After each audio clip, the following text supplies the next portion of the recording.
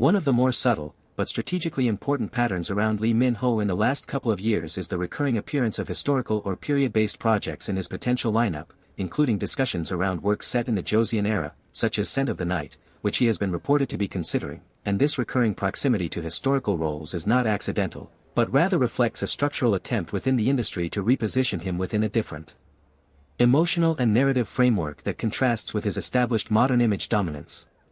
The logic behind this is relatively straightforward but rarely articulated explicitly. Period dramas impose behavioral constraints that modern settings do not, including rigid social hierarchies, limited emotional expression, and strict codes of interaction, all of which force actors to operate within a narrower expressive range, thereby making subtle variation more visible and more meaningful. And for an actor like Lee Min-ho, whose performances are already associated with control and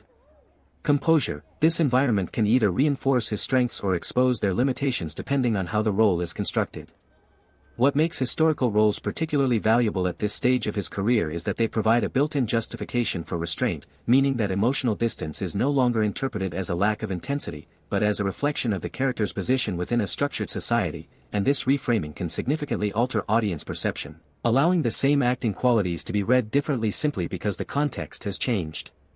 However, this also introduces a different type of risk, because period dramas rely heavily on internal conflict rather than external action, requiring the actor to communicate shifts in emotion through minimal changes in expression, posture, and timing, and if these shifts are not sufficiently distinct, the performance can appear static rather than nuanced, particularly to audiences who are accustomed to more dynamic storytelling formats.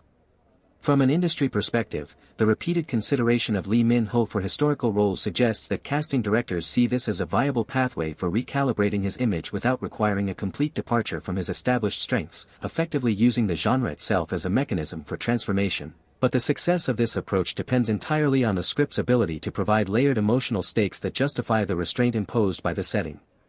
For Lee Min-ho, the decision to fully commit to a historical project may represent one of the more effective ways to shift perception without alienating his existing audience, but it will require a level of internal variation that goes beyond what has been seen in recent roles, because in a genre where external expression is limited, every internal movement becomes visible, and the difference between subtle and flat can be extremely small but critically important.